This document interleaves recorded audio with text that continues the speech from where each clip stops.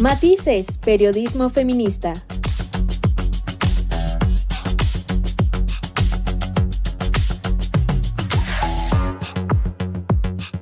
Con las mujeres en el centro de la narrativa.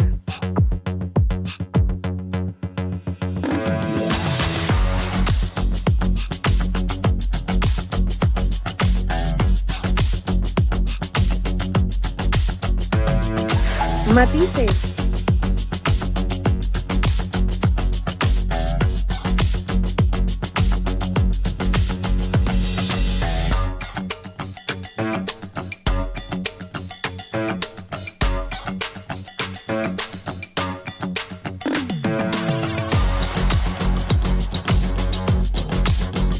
Matices.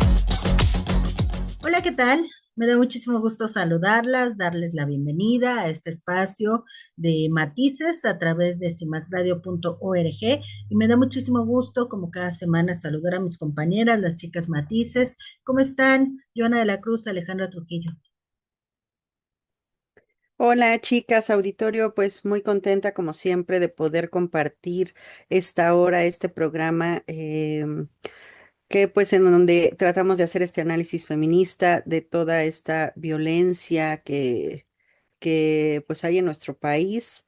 Y pues bueno, el día de hoy les traigo alguna actualización de el feminicidio de Abril Pérez. No sé si lo recuerdan, fue pues en su momento, que fue en el 2019, este, que sucedió. Entonces, les voy a contar más adelante pues sí, cómo van las autoridades con este caso. Hola chicas, me da mucho gusto poder conectarnos, oírnos, vernos una vez más en Matices. Y hoy les voy a platicar sobre cómo va avanzando la homologación de penas por abuso sexual. Ya son 24 estados los que ya adecuaron su legislación y vamos a hablarlo más profundamente. Gracias. Yo les voy a platicar sobre Laura Velázquez Florencio. Ella era activista. Les voy a contar su historia y pues cómo fue que murió. Estoy más en los próximos minutos, así que quédese con nosotras aquí en Matices, Periodismo Feminista. Matices. Pues no sé si recordarán el feminicidio de Abril Pérez Zagaón, un doloroso testimonio de la violencia sistemática y de cómo la negligencia de las autoridades encargadas de proteger a las mujeres puede tener consecuencias letales. En un nuevo esfuerzo por romper el ciclo de impunidad que rodea pues, este caso, la Fiscalía General de Justicia de la Ciudad de México está ofreciendo una recompensa de 500,000 pesos para quien aporte información que conduzca a la localización y captura de Juan Carlos García Sánchez, ex esposo de la víctima y presunto autor intelectual de su feminicidio. Abril Pérez defendió activamente su derecho a una vida libre de violencia. Fue en enero de 2019 que denunció penalmente a su entonces esposo por un intento de feminicidio. Ella fue atacada brutalmente mientras dormía. Un acto pues de máxima ventaja por parte de este agresor. La golpeó con un bate e intentó degollarla. Pese a que el Estado tenía la obligación de garantizar su seguridad y mantener a la agresión en prisión preventiva, em, pues obviamente se operó de manera totalmente patriarcal y minimizaron el riesgo. El entonces juez Federico Mosco González dictó una resolución revictimizante al reclasificar el delito a lesiones y violencia familiar, bajo el argumento misógino totalmente de que si lo hubiera querido matar, lo habría hecho en el primer golpe. El juzgador ordenó la liberación del agresor, decisión que fue secundada por el juez Carlos Trujillo Rodríguez al otorgarle el amparo de libertad. Esta decisión dejó a Abril en total desprotección y con el agresor libre. Fue el 25 de noviembre de 2019, irónicamente, en el marco del Día Internacional de la Eliminación de la Violencia contra las Mujeres, que Abril fue asesinada por impactos de arma de fuego. Esto fue en la Ciudad de México, mientras se trasladaba después de cumplir con trámites legales relacionados con la custodia de sus hijos, quienes la acompañaban junto con su abogado en el mismo automóvil en donde la asesinaron. La liberación de Juan Carlos García Sánchez, exdirector de Amazon, no fue un error administrativo. Fue una muestra de la falta de perspectiva pues sí, de violencia contra las mujeres en los tribunales, donde se tiende a ignorar el peligro latente que viven estas mujeres que denuncian, convirtiendo al Estado pues en un facilitador de impunidad. Las investigaciones pues demostraron que el feminicidio fue planeado y pues obviamente el tipo este utilizó su poder y pues obviamente recursos económicos. Y pues obviamente esta capacidad financiera que tenía pues pudo contratar a terceros y pues así causar el feminicidio de Abril. El exdirector conoció, bueno, en mayo de 2023, la exigencia de justicia de la familia y los colectivos feministas lograron una sentencia histórica de 52 años y 6 meses de prisión contra Rodolfo N., quien fue autor material, y Juan Carlos N., que fue coautor. Durante el proceso, el ejecutor confesó haber recibido un pago directo de 180,000 pesos por parte del exesposo para acabar con la vida de Abril, añadiendo que le ofrecieron un bono extra de 50,000 pesos si cometía el crimen antes de la siguiente audiencia judicial para evitar que el proceso en su contra continuara. El caso de Abril, pues no estará cerrado mientras que el responsable intelectual no enfrente a la justicia. La difusión de esta recompensa responde también al reclamo de los familiares de la víctima, quienes recientemente manifestaron mediante comunicados su exigencia de un enjuiciamiento a la totalidad de los responsables sin criterios de selectividad, ¿no? Alertando sobre todo la necesidad de una búsqueda real, exhaustiva e imparcial de este sujeto que se encuentra prófugo y quien es buscado por feminicidio agravado en grado de tentativa, asociación delictuosa y feminicidio. Y es que nombrar este crimen como feminicidio y señalar la colusión judicial es indispensable para la memoria colectiva. La exigencia por Abril Pérez Sagaón es un llamado urgente a transformar de raíz un sistema que sigue llegando tarde a proteger la vida de todas estas mujeres. Lamentable lo que sucedió, ya lleva pues un poco más de 5 o 6 años este, que sucedió y el hecho de que lo hayan dejado en libertad como si no hubiera pasado nada, pues una vez más, estas instituciones pues le vuelven a fallar pues a las familias que son víctimas colaterales de estos feminicidas. ¿Cómo ven, chicas? Yona, ahorita que mencionabas el caso de Abril, recordaba que hace algunas semanas también mencionábamos el caso de otra mujer que justo no va, hace la denuncia. En este caso estaba la denuncia ya. Abril tuvo este valor de ir a denunciar para que las autoridades dejaran a este hombre libre, ¿no? Y finalmente terminara con su vida, que era lo que mencionábamos en aquel caso, ¿no? Cómo es que todavía estas mujeres, ¿no? Al final, pues terminan otra vez arriesgando su vida y ahora con estos sujetos que más enojados por la denuncia que se le hizo por haberle perdido el divorcio, se atreve a pagar a personas para que le quiten la vida. Y también este caso se me hace muy fuerte porque los hijos estaban presentes, ¿no?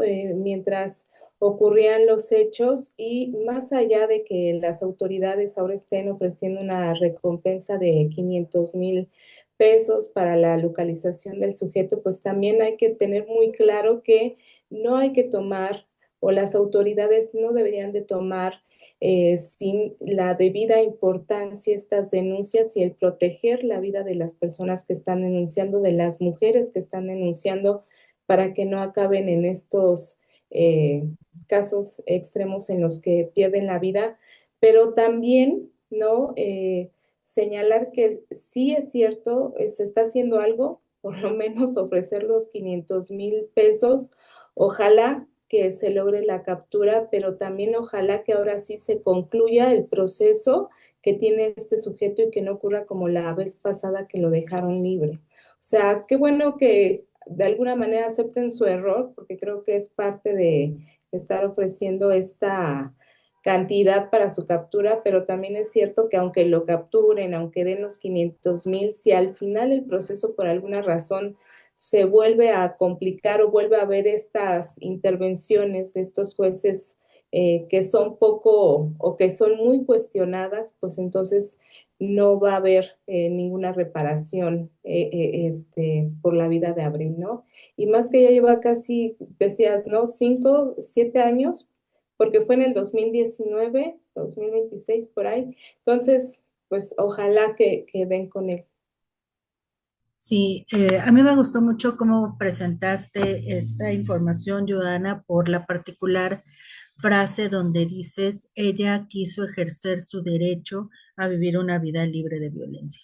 Y me parece que de alguna manera una gran cantidad de mujeres que han querido ejercer ese derecho precisamente terminan así, con el fallo de las autoridades, con la omisión de las mismas y que lamentablemente pues es la peor escena que pudiéramos imaginar en un pleito de este tipo, ¿no? El feminicidio de alguien. En este caso en particular, a mí también me parece que es importante recordar, resaltar y sobre todo reprobar la participación de los medios de comunicación convencionales, propiamente el periódico Reforma, que publicó una carta del feminicida donde él pues trataba de explicar lo inexplicable que es la violencia que ejerció y trataba de deslindarse de lo que había ocurrido, ¿no? Y creo que ya los medios, antes de publicar algo así, deberían de cuestionarse la ética que están rompiendo, ética periodística que pueden estar rompiendo al abrir su espacio a un feminicida, a un violentador, ¿no? Hay otros medios que hacen esto con mucha regularidad. En el caso de Abril, pues llamó todavía más la atención porque él estaba ya prófugo de la justicia y se dio este acercamiento con el periódico. Y bueno, obviamente el caso de Abril, igual que muchos otros, está lleno de estas irregularidades y complicidades por parte del gobierno, o sea, de las autoridades que lo están investigando.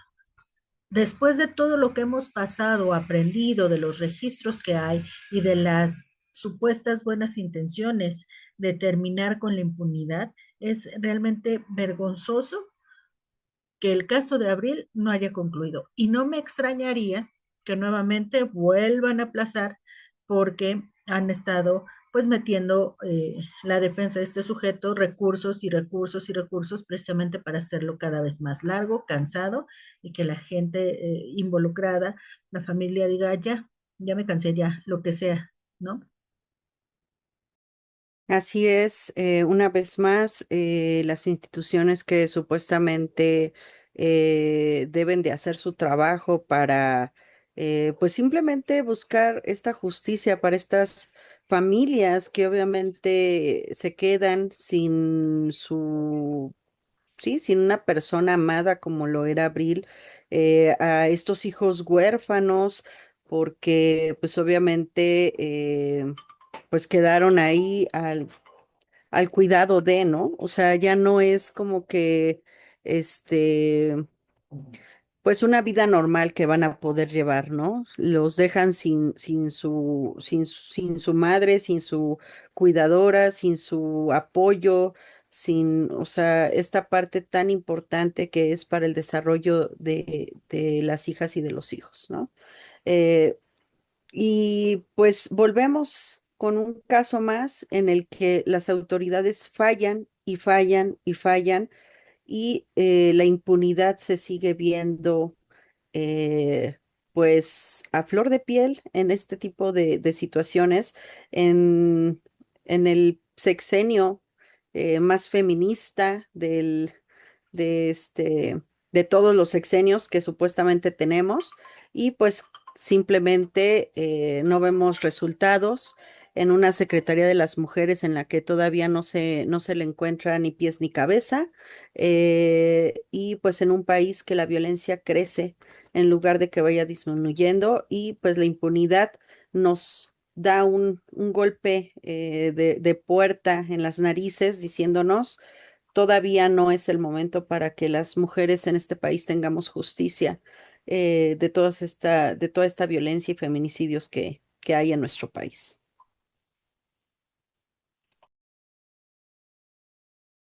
Matices. En CIMAC Radio queremos escucharte. Queremos escucharte. Comunícate con nosotras al 5535 0847 61. 5535 0847 61. Y déjanos conocer tus opiniones sobre nuestra programación. CIMAC Radio, periodismo con perspectiva de género. Matices. Como les comentó en un inicio, la homologación de los códigos penales para sancionar el delito de abuso sexual continúa avanzando en el país. Por su parte, la Secretaría de las Mujeres informó que 24 entidades federativas ya aprobaron y publicaron las reformas necesarias para homologar su legislación con las modificaciones al Código Penal Federal, mientras que 8 estados aún tienen pendiente concluir este proceso. La reforma busca unificar la definición del delito y las sanciones aplicables en todo el territorio nacional, con el propósito de evitar que las víctimas se enfrenten criterios distintos de investigación y castigo dependiendo de la entidad donde ocurrió la agresión.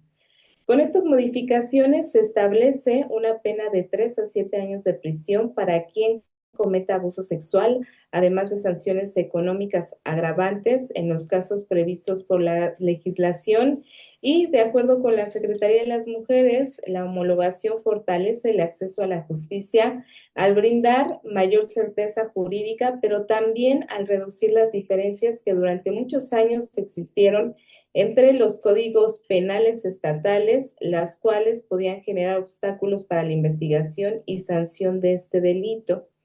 En cuanto a las autoridades federales, estas señalaron que los congresos locales que ya concluyeron el proceso legislativo representan más de 2/3 partes del país, lo que refleja ya en sí un avance significativo en la armonización normativa. Sin embargo, hicieron un llamado a las otras 8 entidades que aún no han realizado las reformas correspondientes para concluir el proceso y garantizar una protección jurídica homogénea para todas las personas. Cabe señalar que la reforma al Código Penal Federal amplió la definición del delito de abuso sexual con el objetivo de establecer criterios más claros para su investigación y sanción. Y también a partir de ello, las entidades federativas iniciaron la adecuación de sus códigos penales para homologar la tipificación del delito y las penas aplicables. Esta medida forma parte de la estrategia del Gobierno de México para fortalecer la respuesta institucional frente a la violencia sexual, particularmente la que afecta de manera desproporcionada a las mujeres, a las adolescentes y niñas. Este plan contempla además que las reformas legales, acciones de prevención, atención integral y fortalecimiento del acceso a la justicia. También parte de lo que señaló la Secretaría de las Mujeres fue que contar con un marco legal armonizado representa un paso para garantizar que las víctimas reciban una respuesta institucional más uniforme, que los procesos de investigación y sanción se desarrollen bajo criterios comunes en todo el país. Y si bien esta armonización de los códigos penales representa una base importante en la construcción de un marco jurídico más uniforme, como lo menciona la Secretaría de las Mujeres, también cabe resaltar que por sí sola no va a erradicar la violencia sexual. Su principal aporte radica en reducir las brechas legales entre las entidades federativas, de modo que las víctimas tengan mayores garantías de acceso a la justicia, sin importar el lugar donde ocurra la agresión.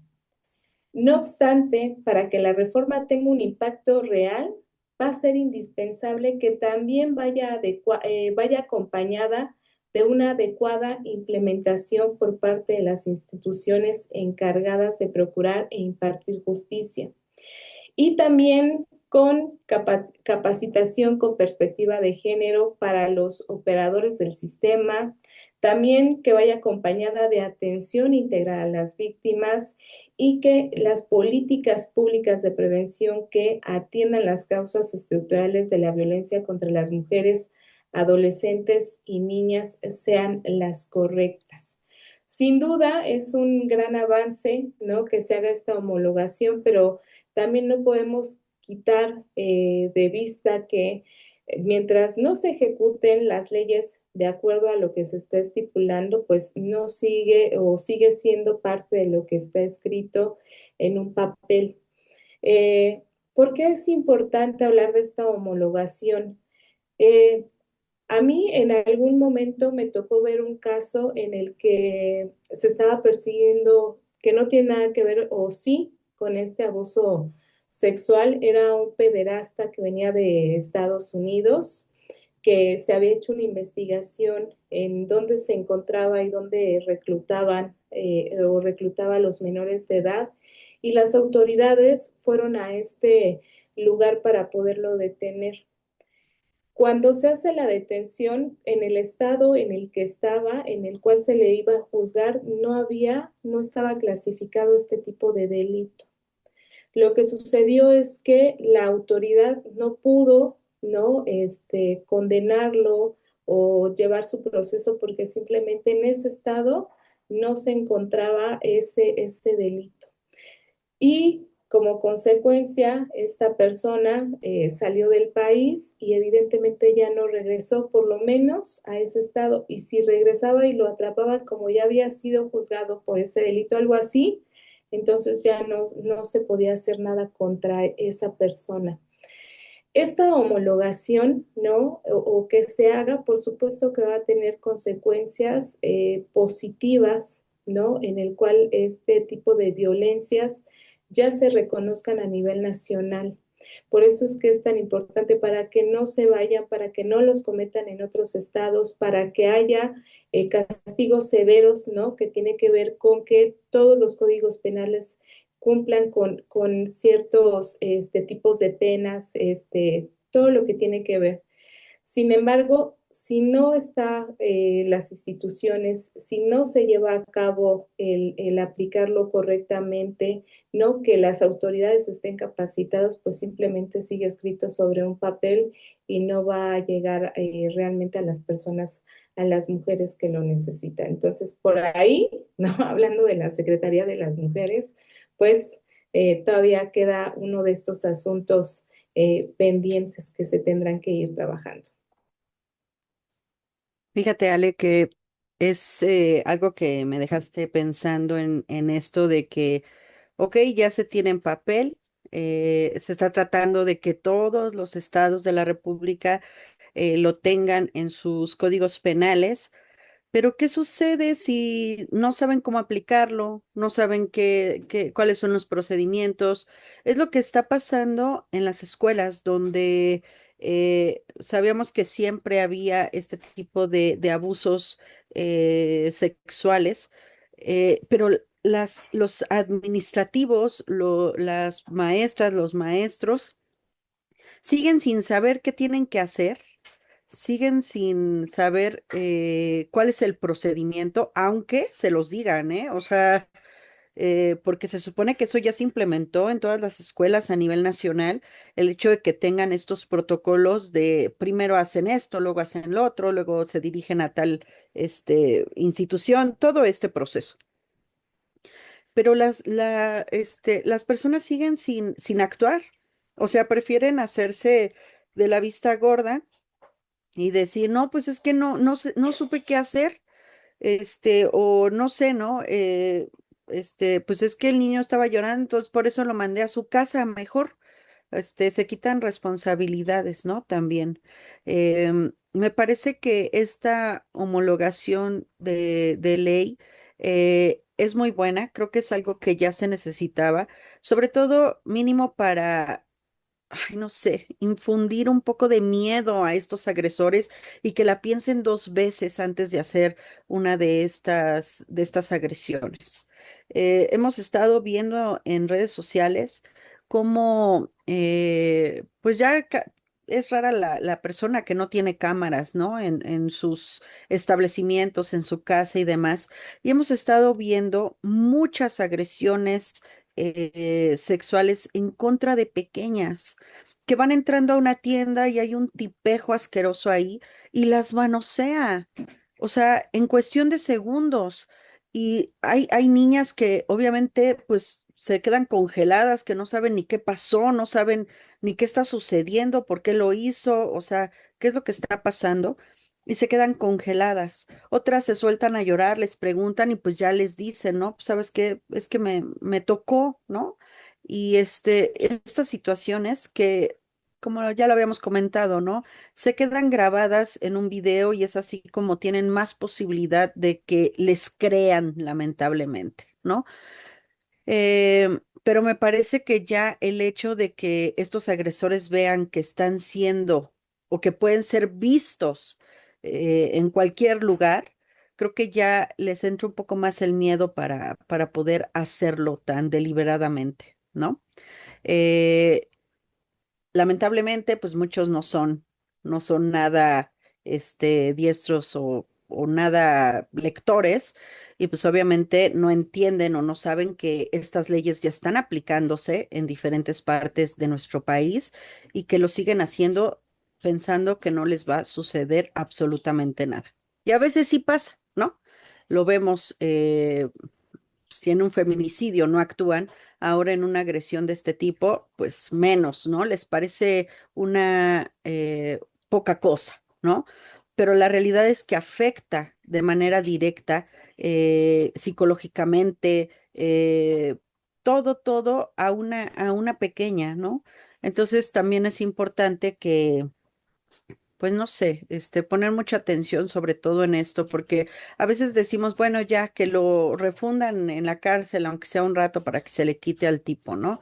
Pero el hecho también de que le den seguimiento a estas niñas que han sufrido algún tipo de agresión es muy importante, porque se quedan con eso, el hecho de tener miedo de salir a la calle, de estar preocupándote si viene un tipo cruzarte en la calle, o sea, todas esas situaciones me parece que también es importante que pues las trabaje, ¿no? Obviamente con una psicóloga.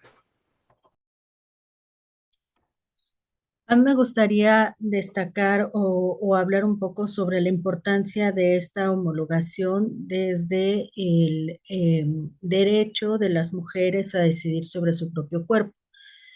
Cuando se aprueba este derecho en la Ciudad de México, entonces Distrito Federal, pues las mujeres tenían que trasladarse de diferentes estados del país a la Ciudad de México, porque solo aquí estaba reconocido su derecho. Y pues lo que se tiene que hacer con esto es que haya una homologación para que en todos los estados se reconozca que las mujeres tenemos derecho a decidir sobre nuestro cuerpo y podemos decidir si queremos continuar con un embarazo o no. que no nos metan a la cárcel por ello, que no exista una persecución, que no haya médicos que estén detrás de nosotros tratando de hacernos cambiar de opinión, que tengamos acceso a anticonceptivos y orientación, o sea, una serie de cosas que acompañan este derecho de las mujeres. Y como consecuencia, quienes tienen poco dinero no podían pagar este pasaje para venir a la ciudad a ejercer ese derecho. Ellas terminaban en la cárcel o terminaban muertas porque no había una institución de salud que les brindara los servicios básicos indispensables. Entonces había mujeres que teníamos ciertos derechos y todavía hay mujeres que tenemos ciertos derechos reconocidos en algunos lugares, entidades, estados, y hay otras en donde no. El estado de Guanajuato se niega a que se acepte el reconocimiento de este derecho y las mujeres que deciden ejercerlo tienen que trasladarse a otro lugar para poder hacer lo que tengan que hacer, ¿no? De tal forma que me parece que por eso es importante que exista la misma línea en todo el país y que los castigos, en caso de legislaciones, que los castigos que se tengan que aplicar sean los mismos, porque si no, bueno, pues va a estar muy canijo que digas, es que aquí que mates a una mujer te va a salir en tres años, pero no se te vaya a ocurrir hacerlo en tal estado porque ahí sí te dan unos 25, ¿no? O sea, por decir algo. Entonces, esa es la importancia precisamente de que haya esta armonización. La ley 3 de 3 contra la violencia, por ejemplo, aunque está a nivel institucional, constitucional, perdón, a nivel constitucional, es decir, aparece como un requisito en la constitución de nuestro país para poder ser candidato, no tienes que ser violentador, agresor sexual ni violador de mujeres.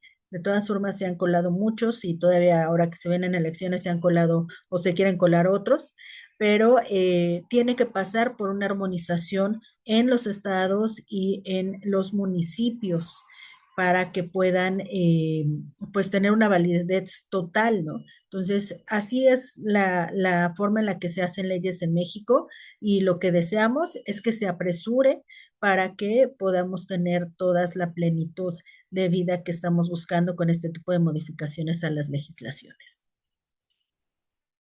Matices. En CIMAC Radio queremos escucharte. Queremos escucharte. Comunícate con nosotras al 5535 0847 61. 5535 0847 61. Y déjanos conocer tus opiniones sobre nuestra programación. CIMAC Radio, periodismo con perspectiva de género. Matices. La activista Laura Velázquez Florencio, quien llevaba 9 años exigiendo justicia por el feminicidio de su hermana en el Estado de México, fue asesinada, falleció el pasado 7 de julio durante un percance vial en el kilómetro 34 del circuito exterior mexiquense, esto en el municipio de Catepec, también Estado de México. Hay un comunicado que difundieron colectivas que informaron que autoridades investigan si se trató de un accidente o si es parte de las amenazas que la joven sufrió junto a su madre, Lidia Florencio, durante la lucha por el esclarecimiento del feminicidio de Diana Velázquez Florencio. Este feminicidio ocurrió el 2 de julio de 2017 en Chimalhuacán, uno de los municipios más violentos para las mujeres, para que las mujeres vivamos ahí. La joven viajaba en su bicicleta y en la incorporación con la carretera Texcoco-Lechería fue arrollada por un camión de carga. Insisto, esta es una investigación que todavía está pues en proceso. Yo de verdad deseo de todo corazón que sea una situación de una torpeza por parte del conductor, porque si no sería lamentable que el gobierno le volviera a fallar a esta familia en 2 ocasiones. Lo que ella hacía era luchar para obtener justicia por el feminicidio de su hermana. Después de que pues se empapó en toda esta lucha como activista, ayudó incluso a otras mujeres, porque la verdad es que ya te metes al mundo del activismo y te das cuenta de la falta que hace esta capacitación y entonces empiezas a compartir todos tus conocimientos para que sea más fácil para las que van llegando. Les voy a platicar sobre el feminicidio de Diana, la hermana de Lidia, para que pues sepamos más o menos de qué les estoy hablando. Ella, Diana Velázquez Florencio, tenía 24 años, fue asesinada en el municipio de Chimalhuacán en julio de 2017. El sujeto que la asesinó, el feminicida, es Jesús Alejandro Montes Moreno. Fue detenido e incluso ahorita ya tiene sentencia. Pero para que esto pasara, sucedieron muchísimas cosas. Una semana después del feminicidio, el cuerpo de la joven fue localizado por su hermana, por Laura, en la morgue de Nezahualcóyotl, donde el cuerpo fue catalogado como un cadáver masculino. Ese pequeñísimo detalle fue lo que impidió que pues avanzaran las investigaciones sobre lo que había ocurrido con Diana, debido a que el cuerpo fue localizado incluso el primer día en que se denunció su desaparición. Y bueno, la falla por parte de las autoridades de la morgue de Nesa evitó que se pudiera localizar el cuerpo y que se avanzara en la detención de los responsables. La, Laura, junto con su mamá, la señora Lidia, encabezaron las movilizaciones, las protestas, donde exigían justicia para Diana. Y finalmente, después de 5 años, en enero del 2022, el feminicida fue condenado a 93 años de prisión y un juez lo multó con 376,000 pesos, 1,260,000 como reparación de daño y 241,000 por daño moral. Ese, digamos que ya fue como un capítulo cerrado en el sentido de que se tuvo una justicia, una sentencia sobre el caso de Diana. Sin embargo, pues ahora la mamá de estas jóvenes empieza una nueva lucha al momento en el que pues ocurre este que se ha dicho hasta el momento es un accidente de tránsito y que se tiene sospecha de que tenga que ver con las amenazas que ella recibió por su lucha como activista, su activismo en contra de los feminicidios. Lamentable el caso, como menciona Sibón, sobre todo pensando justamente en la situación que vivió, ¿no? Al final ella logra que se atrape a el feminicida de su hermana, pero siguió luchando. Y a pesar de que pareciera que es un hecho de tránsito lo que sucedió, lo que le quitó la vida, sí es importante exigir que se haga una investigación exhaustiva justamente por lo que mencionas al final de tu comentario de las amenazas que ella recibió. Hasta el momento, pues sí, se ha seguido informando que fue parte de este accidente. Sin embargo, no va a quedar o no vamos a quedar más tranquilos, no va a quedar más tranquila la mamá de Diana, ¿no? Hasta que se haga esta investigación de manera profunda y que realmente se sepa qué es lo que sucedió. Eh, pues ojalá que las autoridades hagan su trabajo y puedan esclarecer el fallecimiento de Laura de manera clara. Es lo único que se pide, ¿no? Que sea una diligencia, una investigación que sea transparente, que se lleve a cabo de la manera adecuada y finalmente que tengan que dar los resultados que pues, se puedan creer, ¿no? Y sobre todo que sean, pues, la verdad. Es lamentable este suceso, que como bien dices, ojalá que haya sido un accidente y que no haya sido parte de estas, em, pues sí, de estas amenazas que estuvo recibiendo. Estuve viendo en redes sociales cómo pues diferentes colectivas escribían frases de cariño y de sororidad para ella y para su familia. Y el hecho de conocer el feminicidio de su hermana y cómo es que nuevamente la ineptitud de las autoridades que están a cargo de estos casos, eh, pues para ellos sea alguien más, ¿no? Que está ahí, muerto, que está inerte y que no piense que es la hija de, el hijo de, y que hayan, no sé cómo decirlo, si es rotulado o hayan, este, pues metido los datos mal de esta chica, ¿no?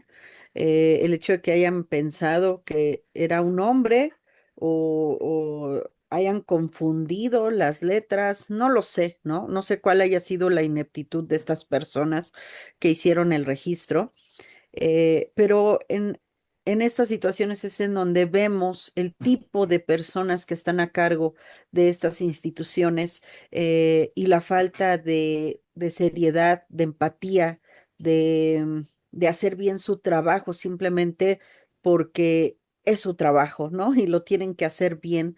No puede haber errores de este tipo porque estamos hablando de que iniciando con este tipo de errores, pues obviamente ya todo lo que viene, todas las investigaciones, todo lo que se haga va a estar absolutamente mal, ¿no? Lamentable lo que sucede pues en el Estado de México, un estado en el que pues está en el primer lugar de feminicidios en México y que pues aún así no se tomen las medidas, la importancia eh, para poder llevar los casos bien, ¿no? Lamentable este tipo de noticias, saber que pues Laura pues ya no está, a lo mejor un poco satisfecha ella de haber logrado darle una sentencia a este feminicida, pero como lo decimos, ¿no? Estas víctimas colaterales que se quedan con este hueco de esta ausencia de esta persona a la que quieren, a la que aman, pues obviamente con nada se puede llenar, ¿no? Matices. ¿Cómo les va? Muy buenas tardes. Fíjense que hoy está en entrevista con nosotros Sabina Odone. Ella es una cantante chilena radicada acá en México y bueno, ahorita está promocionando su nuevo sencillo Vainilla, que es parte de su cuarta producción discográfica, Espumante Rosé. Y cuéntanoslo todo. ¿Cómo estás, Sabina? Hola, ¿cómo están? Gusto en saludarlos. Igualmente. Oye, pues cuéntanos, ¿de qué va tu nuevo sencillo y tu nueva producción? El último sencillo de estas 5 canciones que ya he sacado como parte de este disco Espumante Rosé se llama Vainilla. Ajá. Es un viaje, una fantasía. Yo creo que todos hemos tenido algún viaje especial donde nos enamoramos y si no lo hemos tenido en la realidad, posiblemente habita en nuestro imaginario. Y es justamente ese imaginario que quise retratar en el videoclip, que es con contrapunto a la historia real que relato en la canción. El videoclip es totalmente una fantasía que pudo haber ocurrido o no, eso ya depende de cada persona. Que los invito mucho a ver el videoclip de Vainilla, perdón que se movió mi cámara. Y a partir de ese video pueden sumergirse a este mundo donde cada canción es una fantasía, es un imaginario, donde exploro el placer femenino, donde exploro la libertad, donde exploro esa capacidad de sentir al máximo y sobre todo no es que enamorarse de un otro, es enamorarse de uno mismo, con un otro o sin un otro. Creo que el amor propiamente tal trasladado a un otro nunca va a ser fructífero y satisfactorio y beneficioso si no partimos desde adentro, desde lo más importante que es esa conexión y ese amor a uno mismo y estar bien con uno mismo y desde esa completitud completarse con un otro. Entonces, hablo mucho del placer, de la sensualidad, pero justo desde este hedonismo bien, desde un hedonismo pero bien dirigido, como ese hedonismo que nos ayuda a enamorarnos de uno mismo para poder finalmente compartirnos y disfrutarnos con el otro. Entonces son mundos que voy generando desde personajes míos, entonces está bonito porque creo que cada uno se puede identificar con esos personajes. Todos tenemos a ella aquí dentro. Yo, bueno, sí, soy fan luego de mirar los videos y de verme a mí y decir, wow, soy esa, ¿no? Yo soy esa, como yo soy, sí, pues sí, soy también, ¿no? O sea, soy esta que está hablando aquí en el día a día, que voy a comprar pan, hago mi vida cotidiana, pero también soy esa, la del video, la que está caracterizada y generando este mundo sensual, onírico y fantasioso, y donde uno puede explorar el máximo de sí. Claro, y aparte es, bueno, no sé, yo no he participado así como en videoclips, pero sí, no, esa parte como descubrirte que puedes ser esa persona, ¿no? Justo como lo estás mencionando, como esa parte que dices, es que yo no soy así, es que yo no puedo ser así, como que te metes justo como que en ese papel y te envuelves, ¿no? Te dejas llevar.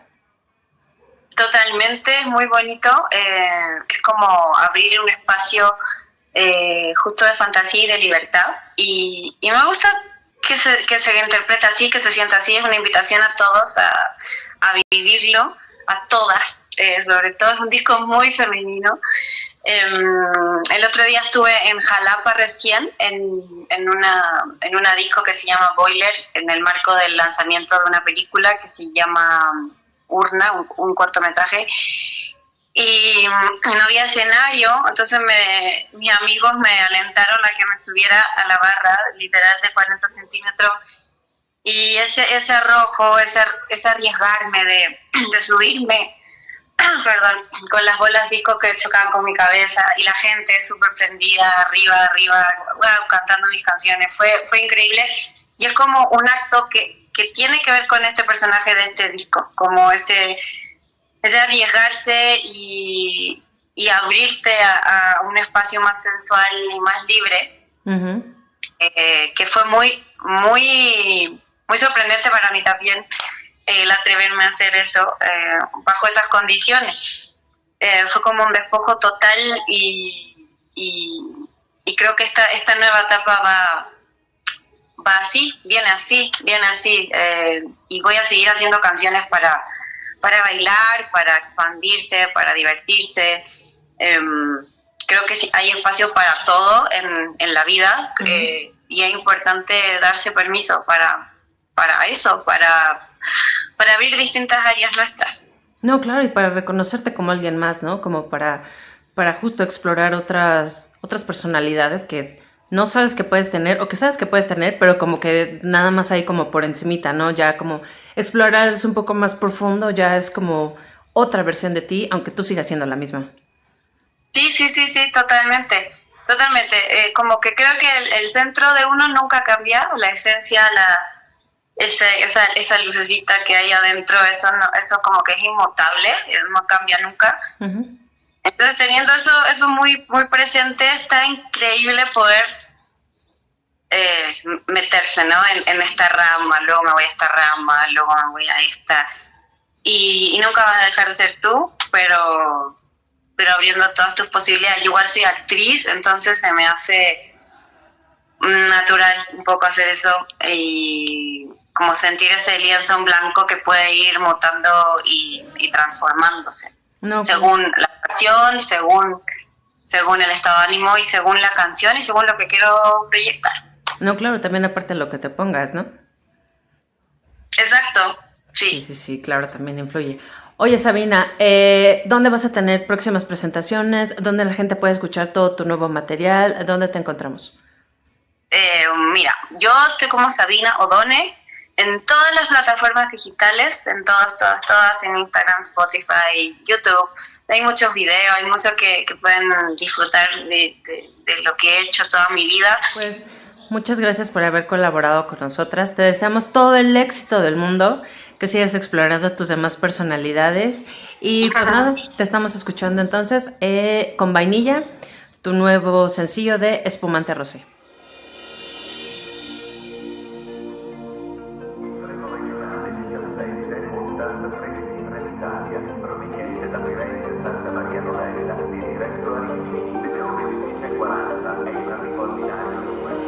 Contigo no me importaría esperar en Nueva Jersey otra escala más, o salir de madrugada sin desayunar.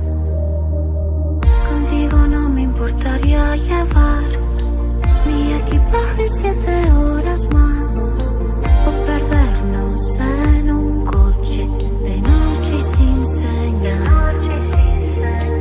Tú me enseñaste a saborear hasta un helado de vainilla, y no hizo falta florecer Pamplona para San Fermín. Tú me enseñaste a girar un remolino de color. Casualidad, llegando a Europa nos cruzamos en Madrid. Casualidad, naciste el día que ilumina San Fermín. Vamos a bailar al Café Berlín, donde nos miró tanta gente. Mi alma se movió, todo se incendió en un vals. Ver castillos en el Loira, ir al mar en Portugal, en Florencia hacer la fila de 2 horas para vivir. Y dormir otra vez en el tren. Tú me enseñaste a saborear hasta un helado de vainilla, y no hizo falta florecer Pamplona para San Fermín. Tú me enseñaste a girar un remolino de color. Casualidad, llegando a Europa nos cruzamos en Madrid. Casualidad, naciste el día que ilumina San Fermín. En motocicleta me atrevo a viajar, yo cruzo la marea si te puedo abrazar. Ay, ya, ay, ay, ya, ay, ya, ya.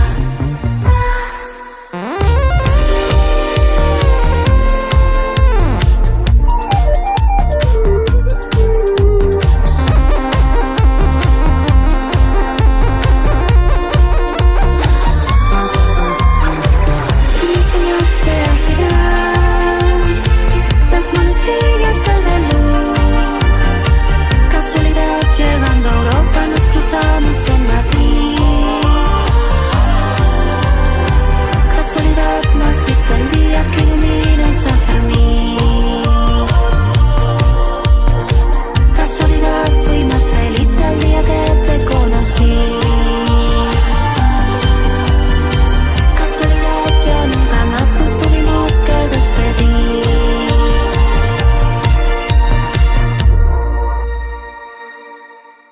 Matices.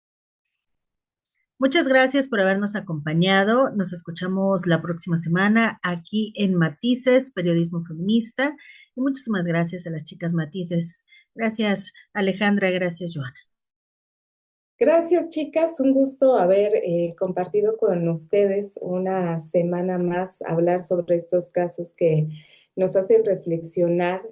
Pero antes de despedirnos, también quisiera invitarlas a que festejemos el 119 aniversario del nacimiento de Frida Kahlo. Como parte justamente de estos festejos, se están llevando algunas actividades en la Casa Azul durante todo julio, y de hecho esta jornada cultural tiene el nombre de Julio, el mes de Frida, y vamos a encontrar algunas actividades que seguramente serán interesantes. como clases de óleo pastel, denominado Arte Verano, que van enfocados en la creación de bodegones inspirados en la obra de Frida Kahlo. También va a haber recorridos por algunos lugares que marcaron la vida de la pintora mexicana. También otra de las actividades que vamos a poder encontrar van a ser talleres presenciales como Hilando Historias de Bordado Colectivo, Universo de Carbón de Cartonería Tradicional y también Plantando mi Mundo, enfocado a la adopción y personalización de macetas. Los costos de estas actividades van a ser gratuitas y también pueden tener un costo de 100 pesos, por ahí hay que checar en la página del museo. Y también otra de las buenas noticias que tiene es que se va a extender el horario del museo los días jueves, viernes y sábado. Va a estar abierto desde las 10 de la mañana hasta las 21 horas. Y también pues se va a incluir una noche especial de la Noche de Museos, con la cual se va a incluir una visita dramatizada a las 19 horas el día 29 de julio. Y esto va a hacer que una intérprete va a estar caracterizada como Frida y acompañará en el recorrido a los visitantes. Así que si tienen por ahí un fin de semana, algunos días libres, pues vámonos a Coyoacán. A mí me gusta mucho Coyoacán, sobre todo porque puedes caminar tranquilamente, comer algo rico, ir al mercado o tomar un café o de estas actividades que de repente pues vale la pena retomar, ¿no? Como parte cultural de conocer la Ciudad de México. ¿Cómo ven? Oye, muy bonito. A mí también me encanta Coyoacán. Es muy bonito. Hay muchas cosas por hacer.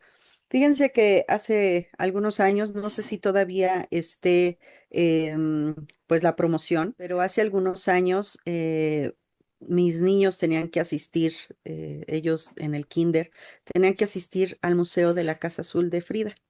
Y fuimos.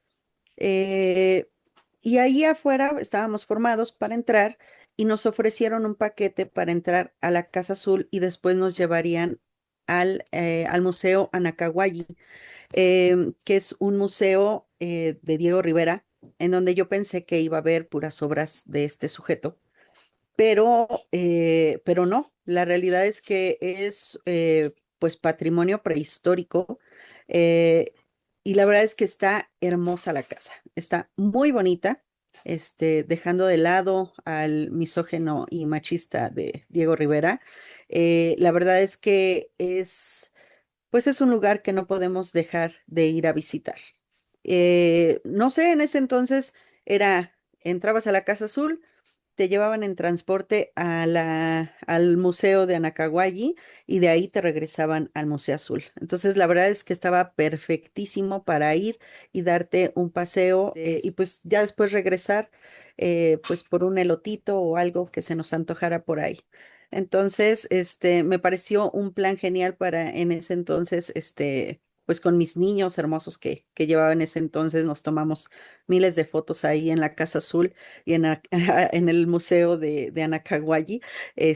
Una experiencia hermosa. Y todas estas actividades que mencionas, Ale, la verdad es que eh, son muy padres, ¿no? Yo que no sé, no soy muy artística, por decirlo así, soy fatal dibujando, pero me encanta pintar. No sé, es algo muy bonito. A lo mejor dibujando soy fatal, pero pintar, qué bonito es eso. Y eso de las macetas me encanta. La señora de las macetas.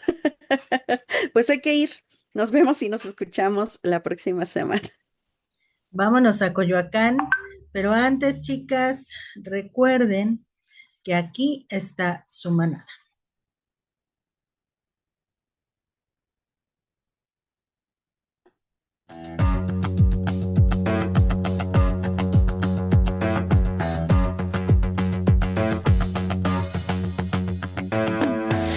Matices, periodismo feminista.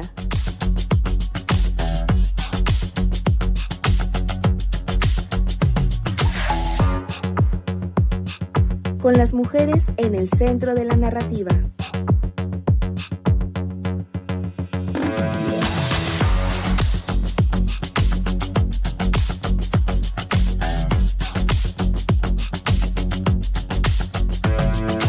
Matices.